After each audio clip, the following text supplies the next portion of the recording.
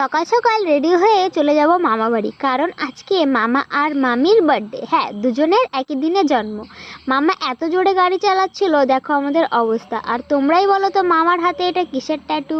আমাদের বাড়ির থেকে মামা বাড়ির জাস্ট 2 মিনিট। এই যে পৌঁছে গিয়েছি মামা বাড়ি। গিয়েই দাদুর সাথে মজা করছিলাম যে তোমার স্পেশাল কড়ক বডিটা দেখাও। দাদা দেখাচ্ছিল না, অবশেষে দেখালো। এই যে আমার বোন বসে কি করছিল কে জানে।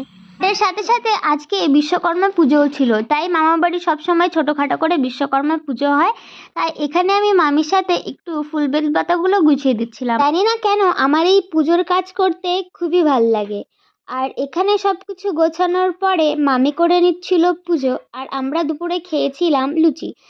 রাত্রে সবাই মিলে এখানে বাজি ফাটাচ্ছিলাম।